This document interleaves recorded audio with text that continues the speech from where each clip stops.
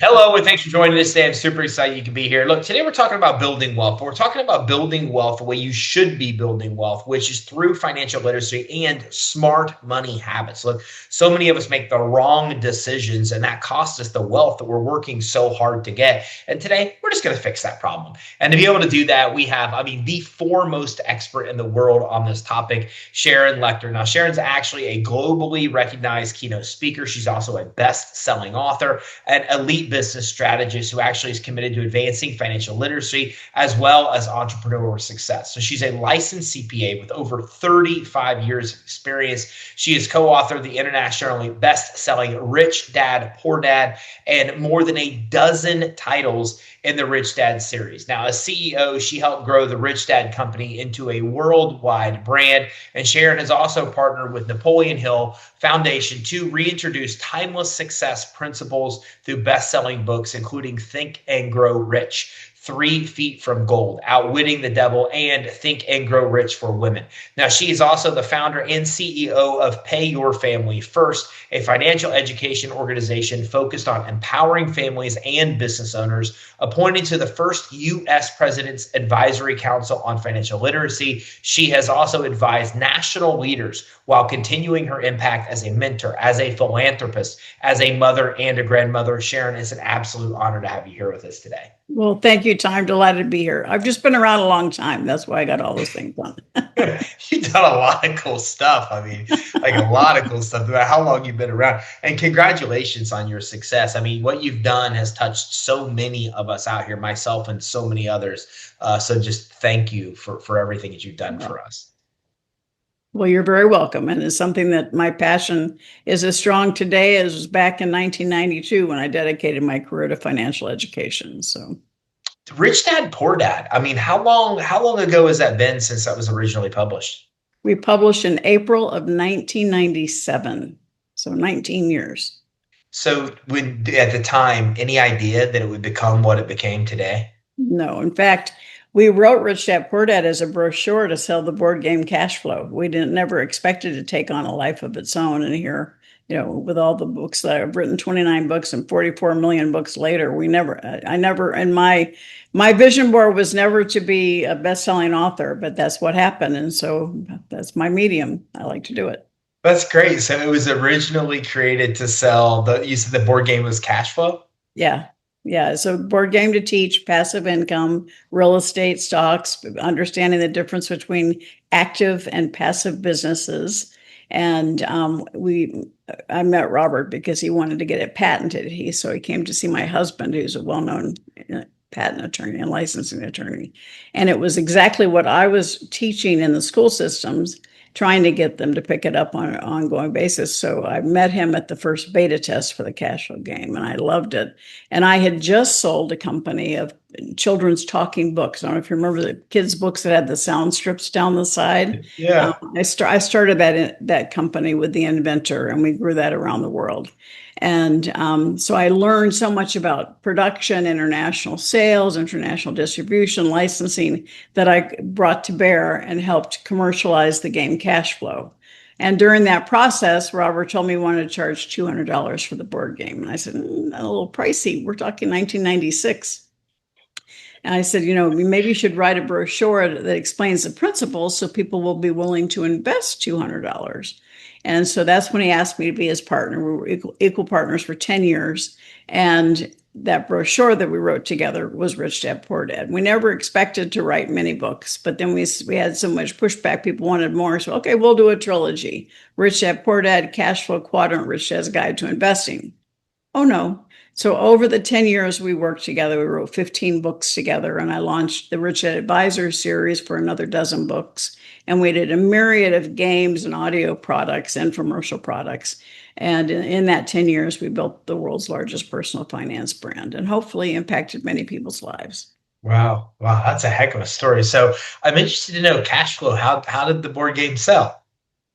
Oh, good. Excellent. It's still selling. It's an incredible tool. It's not easy, and that's why we charge money for it, people to make an investment in it. But it really is life-changing because it allows you to make mistakes with play money, much safer environment than when you're out in the real world.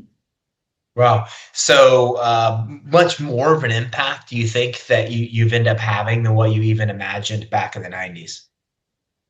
Oh, absolutely. I mean, you kind of listen to your customers and you continue serving the needs of the people around you. And it's, the successful businesses, and, I know you have a lot of business owners watching this, you're a successful business when you solve a problem or serve a need. And there's lots of problems and needs out there. And so when you focus on that as your mission, you can't go wrong because you're making people's lives better. Has your mission changed much from back in that time, or are you still really focused on the financial literacy and what you want to No, focus on today? December of 1992, my oldest son came home from his first semester in college in credit card debt. And I was furious at him, but I was also mad at myself. I had taught him about money, but we didn't know he had credit cards. He got to campus and there was a table, free pizza, free money, another one, free t-shirt, free money. And he had a really good time his first semester in college until about Christmas time, we realized that money wasn't so free. And that was December of 92. And that's when I dedicated the rest of my career. Because I was given the gift, Ty, of having parents who taught me about assets, taught me about not to go after a paycheck, but to go after buying, building, creating income producing assets. And I did not realize how unusual that was and what a gift it was to me until public accounting. I was one of the first women in public accounting. I learned how businesses succeeded, but probably more importantly, I've learned how they failed. And it was because people don't understand the mechanics of money. They don't understand the opportunity. But when we're taught about money in school, we're taught about exchange time for money, get a paycheck. And the problem with that is there's only so many hours in the day and so many days in the week.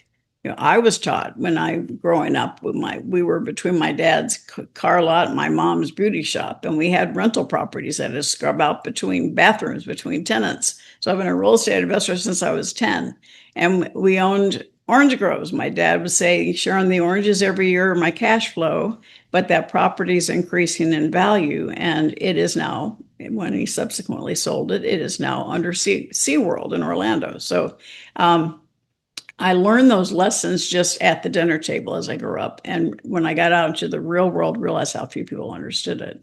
And so when my son came home in debt, I was just devastated. And I dedicated myself to solving the problem of the lack of financial understanding. And that was 92. And I'm as dedicated and as passionate, if not more, about it today. So. My son is 17. In a year he'll be living on his own. He can't clean his room, so I'm really worried about what may happen in the real world. So, what's some of the I best have a advice? better game for him. I've created a game called Thrive Time for Teens, and it's actually a real world application for kids to understand that every decision they make, how they spend their time and how they spend their money, drives them to success or not. And it's got a lot of humor built into it. So kids love playing it. It's something that really teaches them this essence, the same principles as cash flow, but more realistic to their lives at that point in time.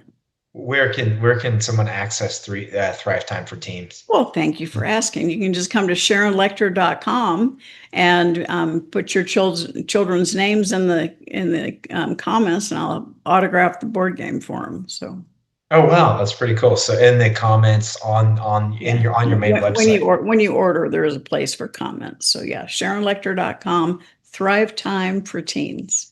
Oh, I love that you do that. I think that's such a cool thing. So, what is some of the best advice? And let's just start there. I mean, I have a 15 and 17-year-old, and I worry about this all the time. As what should I be teaching them on the financial side? So, what's some of your best advice? Because a lot of our listeners have children that they're trying to figure out what advice they should be passing on. Well, as an entrepreneur, you have a great opportunity to include them in what you're doing in your business, help them understand what's doing, just like what I grew up inside entrepreneurial home. It gave me that vision. But when you're out and about, you talk to them. If you're at McDonald's, you say, there's a company, the business owner's not here because he owns the business, but these high school students are running it, right? Understand the concept of business ownership, the concept of rental real estate, making them aware of it. You say, the wrapper around the hamburger is from one company, the straws are from another company. Just being aware of the world of business around them is a huge step up for most kids, because they're oblivious to it, because they're never talked to about it. And allow them to see the difference of how you budget your household, understand what your goals are, and how you're saving for a vacation, or you're saving to invest in a real estate, or you're putting money into the stock market. Allow them to pick out a company that they might wear a lot of Nike, or they might wear Lululemon. Let them invest in a company where they feel related to it, and let them track it and watch it. And if you don't want them to invest real dollars, have them do a paper trading for 6 months to see how they do. And just doing that, they start learning about the world of money along the way. And then what happens, I tell people all the time, most of us grew up in households where we heard, pinch your penny, save for a rainy day, we can't afford it. That's negative, and it shuts your brain down. And that builds a lifetime of scarcity, because you're growing up and you hear money negative, money negative, money negative. And so we have to work on that scarcity mindset first, because we can control only 3 things: our thoughts, our words, our actions. But when our thoughts are negative, it impacts our words. We say we can't afford it. And then you have negative actions. And so by reframing your thoughts instead of I can't afford it, ask yourself, how can I afford it? And it's completely different. You feel the difference? It opens your brain. It triggers your subconscious mind. It goes to work trying to find how to afford it. And with your kids, it's even more important. Your child wants something, and maybe, let's say his name is Doug. Doug wants something, and so he has a plan. And you say, well, how are you going to afford it? And I can tell you, kids get very creative. And as long as it's legal, let them do it, and let them raise the money, let them buy what they want, because the greatest dividend is the self-confidence they grow in that process. And that self-confidence never goes away. Once a child knows they can make money on their own, there's no stopping them. But too many times we stop the conversation by saying we can't afford it, or just no. Allow it to be a possibility. Allow them to create the ways that they can do to earn money. And it is amazing what kids can create and what they know. I have a grandson right now that, at 5 years old, he was in the back of my events selling his artwork because he wanted to be like grandma. And he's 19 today, and he's still an entrepreneur. So it's something, you have an opportunity to give them the light bulb that helps them think bigger than time for money. And that's, Rich Dad Poor Dad really changed the way people think about money, to understand that it's not time for money. But Cash Flow Quadrant is really the mindset book of all mindset books, because it really codifies how we think about money. The left side of the quadrant is employee, self-employed, and that's time for money. That's what school teaches us. I teach people how to move to the right side of the quadrant, which is business owner and investor. And that's where systems or other people are working for you, or your assets are working for you. And the wonderful thing on the right side of the quadrant is you have unlimited income potential, because once you have an asset that's working for you, it's 24/7 with no personality problems. It's not an employee, right? Those assets are working for you. And so there's nothing wrong with being an employee or self-employed individual. It's not what you do for your paycheck that determines your financial future. It's what you do with your paycheck that determines your financial future. Buy, build, and create income-producing assets, because you're financially free when the income from your assets exceeds your monthly expenses. And real estate, you think, is one of the best ways to do that? 90% of millionaires in history have invested in real estate. So they either make it through real estate, or they hold it in real estate. And today it's never been easier to start investing in real estate, because even if you don't have a lot of money, you can still invest in a real estate investment trust like a stock. So It should be part of your portfolio, because I talk about there's different types of assets. Paper assets, stocks, bonds, mutual funds is what most personal planners talk about.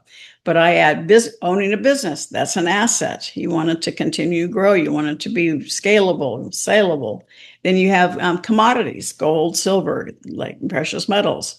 You have digital currencies. And the most important one from my perspective in today's world is intellectual property. You have the ability to take what you know and create it into a format that other people can attain 24/7, and it becomes a revenue stream for you. That becomes an asset because you're solving a problem or serving a need in a form that people can access 24/7. Yeah, and the smart way to do it is to be doing all of those things. Yes, and that's diversification across asset categories, not just across paper assets, all of them. When one goes down, others go up. We've seen that. We've had issues where gold has gone through the roof because the dollar was coming down. And so these are things that are things to pay attention to and know. If you have diversification across all asset categories, you provide the best protection for yourself. You have so many different assets you've produced. And what do you think are some of the best for an entrepreneur that's trying to grasp this, because they're just, wealth is elusive to them. They're not doing the right things. They're putting everything into their business. What are some of the best assets that you have, I'm sure available on your website, that business owners should be tapping into? Well, absolutely. I think the book, for every entrepreneur out there, they should buy the book Exit Rich, and if they order it through my website, SharonLechter.com, I'll autograph it for them.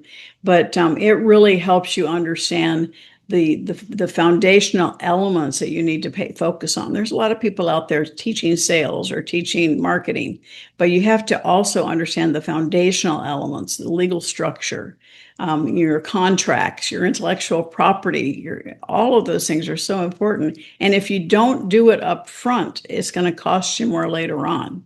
And when you get to the point where you want to sell, you won't be able to sell because you haven't done your homework up front.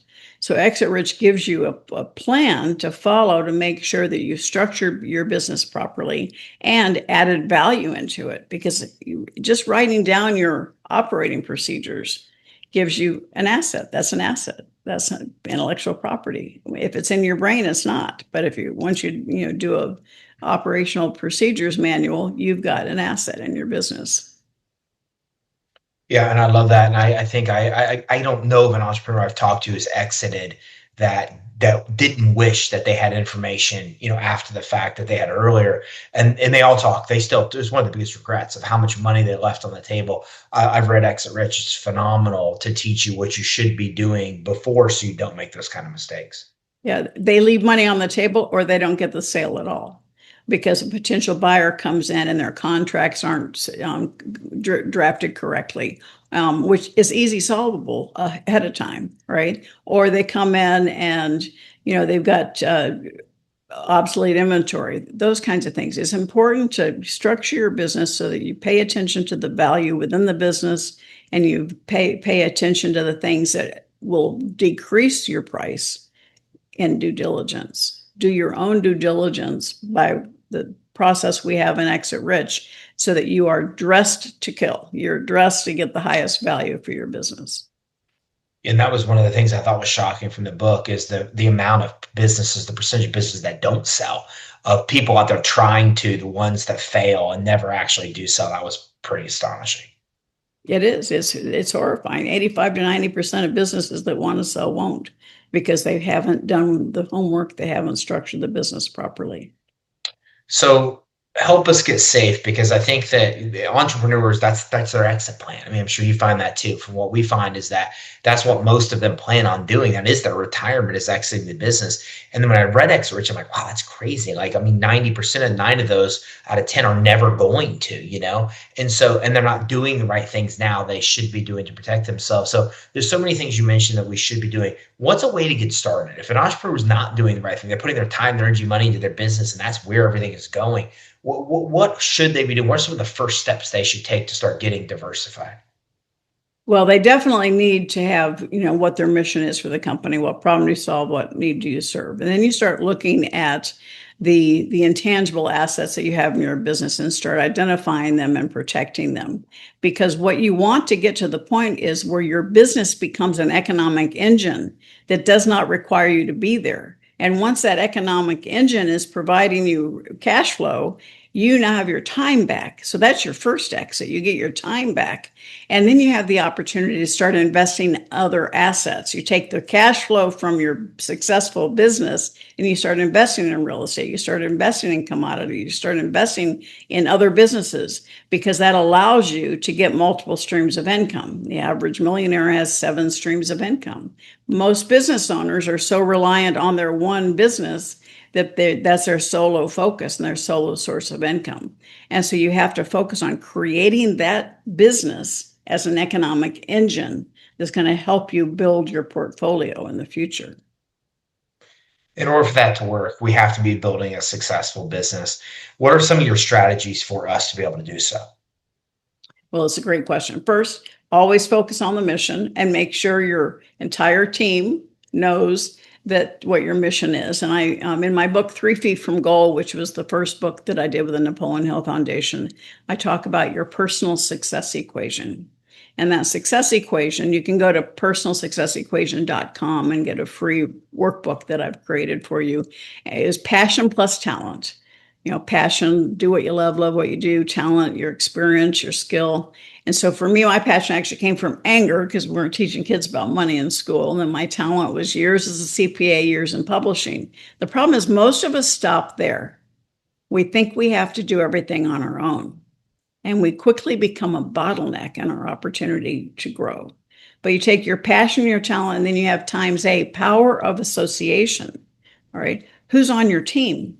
Do you have people on your team who are strong where you are weak? Who's your mentor? Who are your advisors? The people that helped you get to where you are today may not be the right people that can get you to where you deserve to be tomorrow. And so always be looking at the power of association. When I grew the Talking Children's book, it was because we aligned with Disney, Warner Brothers, Sesame Street. That power of association allowed us to have instant credibility with parents. Same thing with Rich Dad. As I continued to grow Rich Dad, we needed to do infomercials. So Time Life came in to do that because I wanted to be known as the best. And so we had the association with them, Warner Books. Those are all things you have to focus on. How can you elevate your authority, elevate your brand by aligning with other strong, trusted brands? And that allows you to establish not just authority, credibility, but people like to do business with people they know, like, and trust. They may not know, like, and trust you, but they may know, like, and trust your partner. Therefore, you automatically are trusted. And so then you have your passion plus your talent times power of association times action, taking the right action. How often do we know what we're supposed to do? We just don't do it. And then all of it is wrapped with plus F, faith.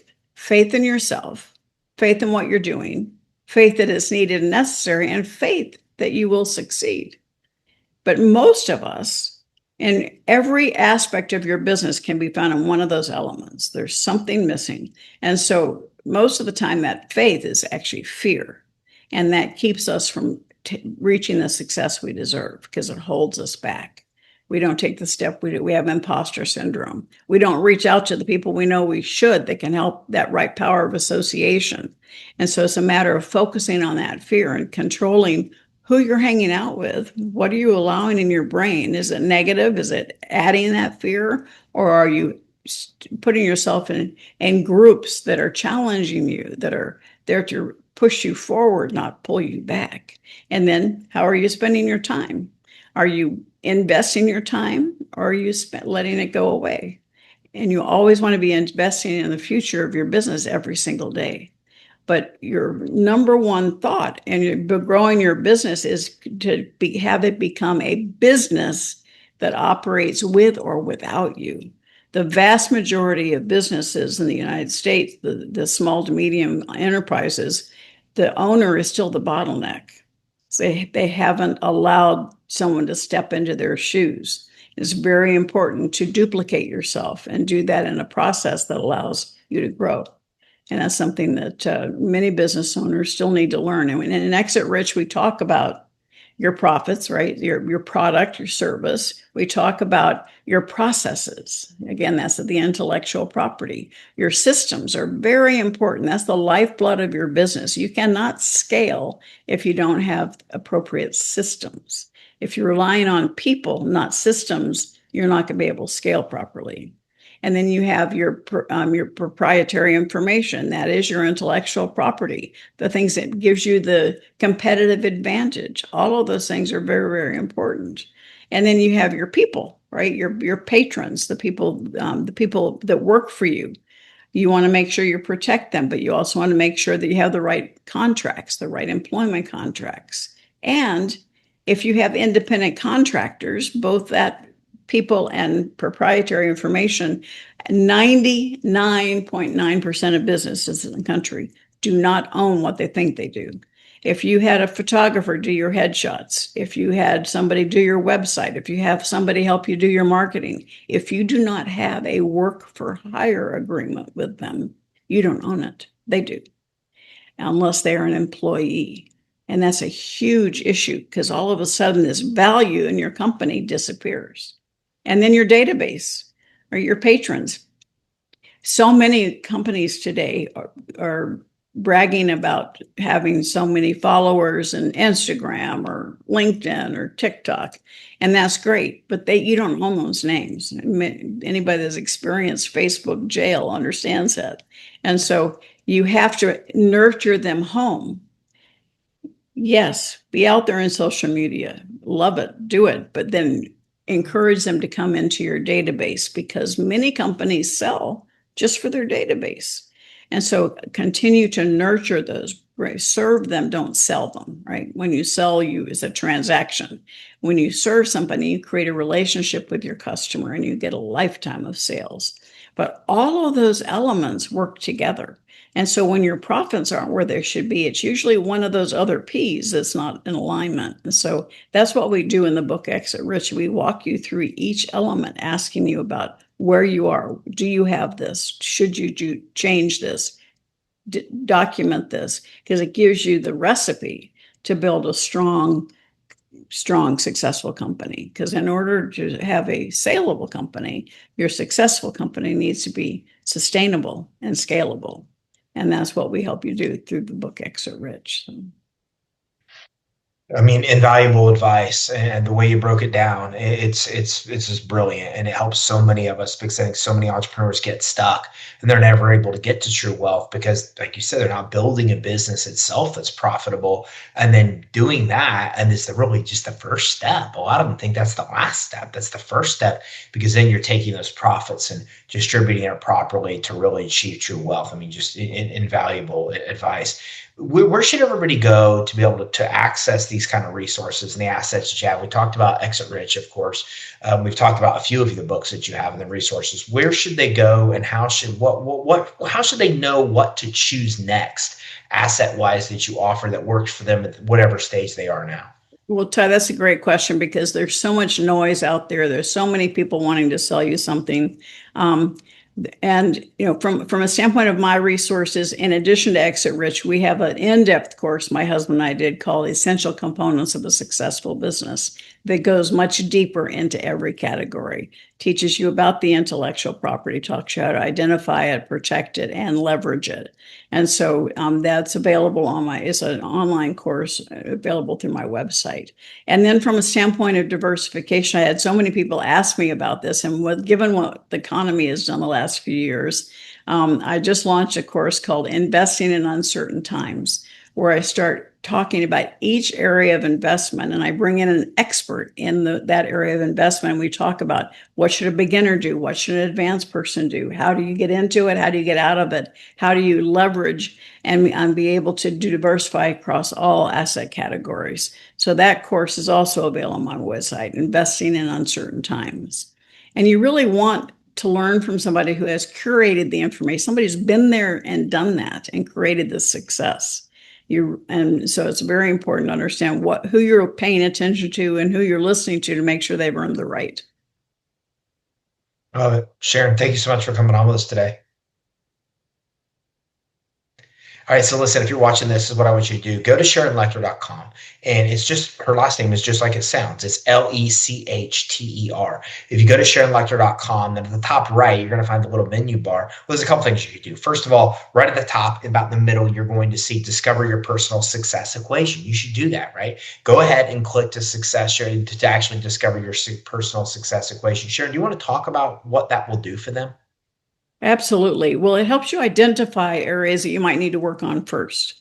It might help you identify that there are people that you need to hire and that you're still doing too much yourself. It may help you identify that you have an opportunity that you need to open your brain about what new association would allow you to reach more people. And today, my new association is Utah. So I have the opportunity to share with your audience. And that's a new association that I cherish and I value.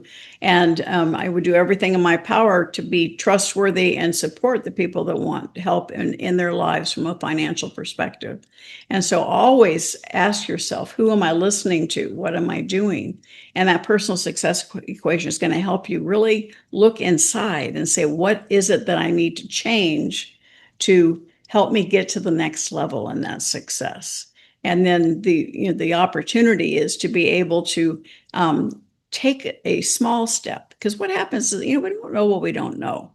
And sometimes we stay inside our comfort zone. I always challenge my audiences, when was the last time you did something for the first time?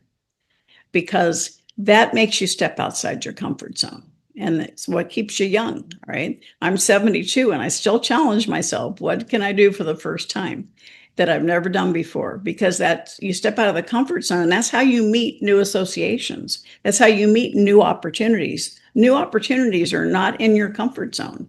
They're outside.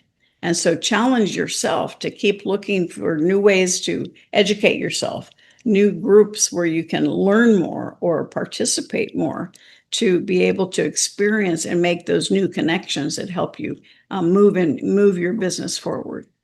I love that. So you can access that going to SharonLechter.com. And again, click right there to discover your personal success equation.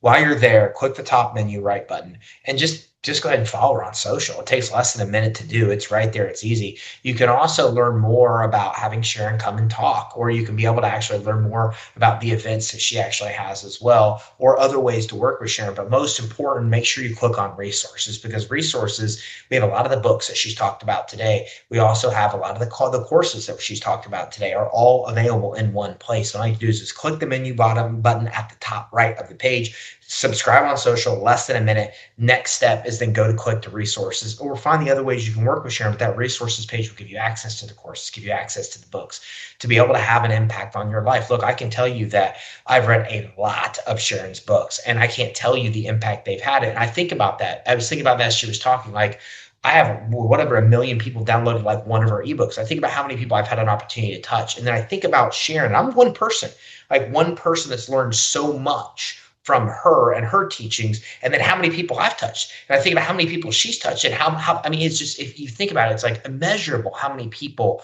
her teachings have actually had an impact on. And there's things that I haven't even read that I'm going to read myself, because having a 15 and 17-year-old just gets really good advice on what I need to do to have my kids out in the world. So all you have to do is go to SharonLechter.com. Again, that's Lechter. Make sure you click the top menu. Make sure that you subscribe on social. Check out the resources she has, and also make sure while you're on her homepage, you discover your personal success equation. Thank you very much for tuning in. Take care and have a great day.